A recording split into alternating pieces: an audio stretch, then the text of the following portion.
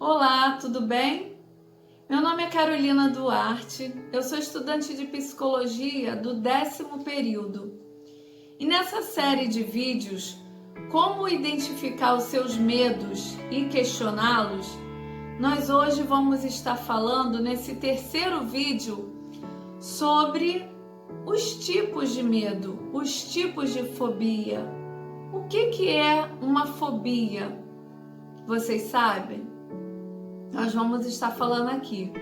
Mas antes a gente vai trazer a revisão do segundo vídeo, onde a gente falou sobre as reações que o medo nos traz. Nós temos reações fisiológicas, que são as físicas, e temos as reações psicológicas, que são as psíquicas. Vamos falar algumas delas. As reações físicas são trepidações, contraturas, dores, tremores, vazio no estômago, urgência em urinar, dor no peito, diarreia, sudorese, suor excessivo. Tem também calafrios, adormecimento, geralmente nas pontas dos membros inferiores ou dos membros superiores. Uma sensação de sufocamento, falta de ar, taquicardia. Todos esses sintomas são parecidos com os sintomas da ansiedade. Por que acontece isso? A gente falou um pouco que o medo, ele é uma reação pertinente, normal ao ser humano.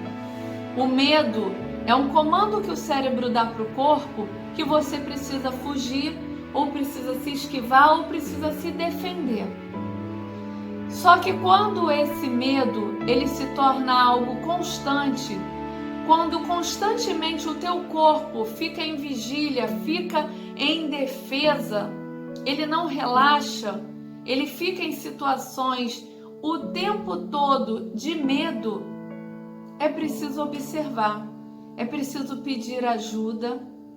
Nós temos psicólogos, nós temos psiquiatras que podem ajudar você no manejo do medo, podem ajudar você a identificar esses medos. Mas o medo ele não é tão fácil assim, não é tão fácil de uma pessoa chegar e identificar que aquele medo que ela está sentindo é algo patológico. Também não é fácil dela reconhecer que ela precisa de ajuda por estar com medo de alguma coisa. A nossa cultura, o nosso sistema cultural, algumas vezes ele identifica, a gente identifica o medo, mas a gente simplesmente sutiliza ele. A gente não dá o devido valor que é o tratamento do medo. Tem pessoas que têm medo de avião, tem pessoas que têm medo de injeção, tem pessoas que têm medo de algum tipo de bicho, e isso se torna muito constrangedor. Mas se só é constrangedor, se não causa nenhum outro dano, a tendência é a pessoa esquecer e a pessoa simplesmente ignorar, até que aconteça de novo, até que ela se depare de novo. Ou ela vai viver uma vida constante de fuga, ela vai viver uma vida constante de evitações para aquele determinado medo. Hoje, dentro da psicologia, em especial na terapia cognitivo-comportamental, você tem todo um processo, inclusive até a exposição gradual. Você vai chegando aos poucos perto do seu medo, você vai sendo exposto ao seu medo até que ele zere, ou que não zere, mas que você consiga conviver sem ter tantos sintomas fisiológicos, sem ter tantos sintomas psíquicos. Não simplesmente ignore o teu medo. Entenda ele como algo que você está vivendo e que você precisa de alguma forma dar uma atenção. E, sobretudo, procurar alguém profissional que possa te ajudar, seja um psiquiatra ou um psicólogo. Mas voltando, eu dei uma pincelada em alguns tipos de medo, né? Falei aqui para vocês. E aí eu vou falar aqui mais precisamente de alguns medos, uns mais comuns, outros nem tanto assim, são nomes bem diferentes. E os tipos de medo, eles são o agorafobia, que é o medo do agora. Geralmente são pessoas que vêm de síndrome de pânico e elas têm medo de terem ataques em conduções cheias, quando sai na rua, em cinema, em lugares muito fechados. Tem também as fobias específicas, que são algumas que eu exemplifiquei aqui: medo de aranha, medo de cachorro, medo de elevador, medo de dirigir, medo de avião. Essas são fobias específicas. E tem também a fobia social, que é quando a pessoa se isola totalmente por vergonha. Ela se isola, seja dentro de casa, ou ela até tem uma convivência fora, mas ela não consegue se socializar com outras pessoas. Ela tem um meio social muito restrito, ela tem poucos vínculos de amizade. Esse também é um tipo de fobia. E quando se torna fobia? A fobia, ela se torna quando o medo, ele te faz evitar, esquivar e também fugir de algumas situações, de alguns lugares, de algumas pessoas. Quando você começa a se recusar a participar de algumas reuniões, alguns lugares, alguns tipos de objetos, até mesmo ir a hospitais, isso já é um medo indo para o medo patológico.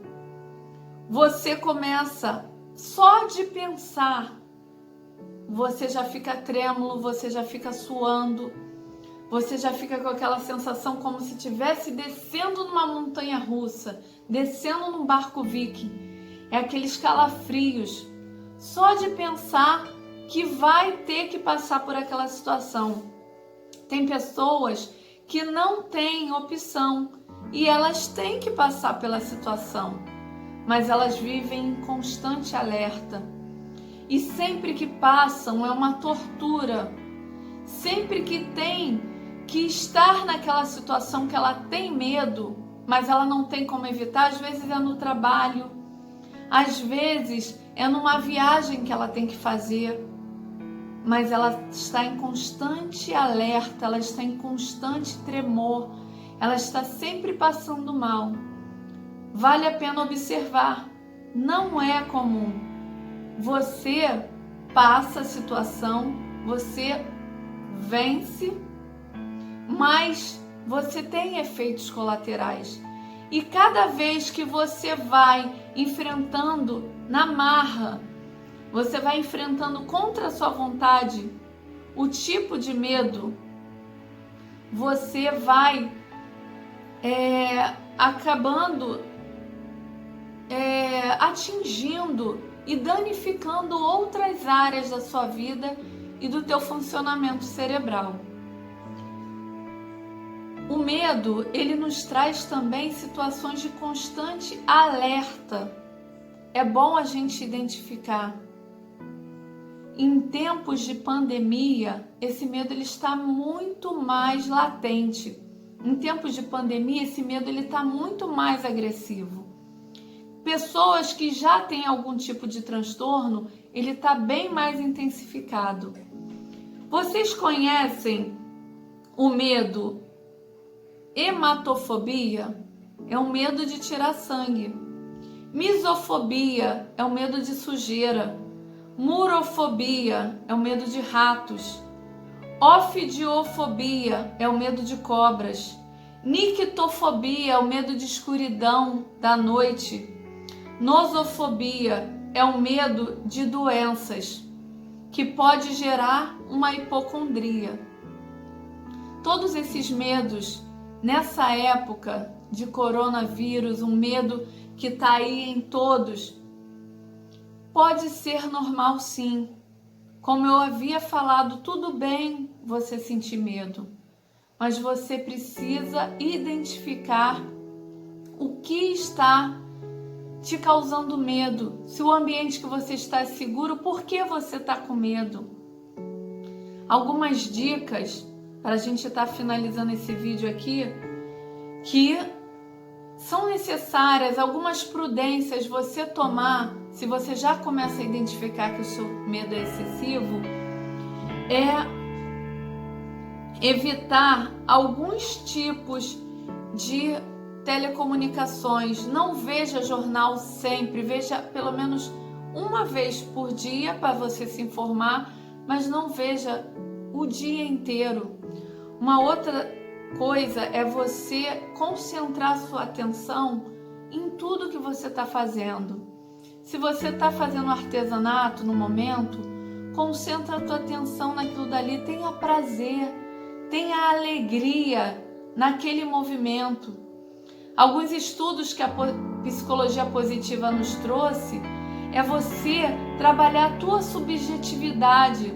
No caso, quais são as subjetividades que nos trazem prazer? São momentos de felicidade, são momentos de alegria. Brinca com seu filho, brinca com alguém da sua família, veja um programa que te traga prazer. Se você gostar de relaxar de alguma forma, respirar, inspirar, ouvir uma música tranquila, ouvir um louvor, ouvir uma palavra que você entenda que aquilo dali vai te trazer tranquilidade. Fazer orações nesse momento é muito importante.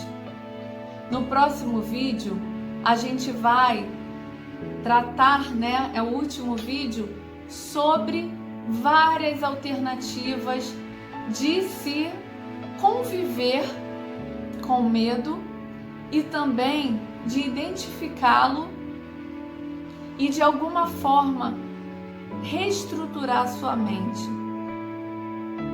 A gente sabe que é difícil uma reestruturação cognitiva, uma reestruturação mental em tempos que você tem um alerta iminente, alguns de perder o emprego, outros de serem contaminados. Mas nós vamos de alguma forma trazer tudo que nos dá esperança. Vamos trazer à nossa memória tudo que nos faz bem. Vamos então? No próximo vídeo eu vou fazer um último pedido, que é para vocês acessarem o meu Instagram, é @carolduartems.pc, e o canal no YouTube, Carol Duarte. Muito obrigada!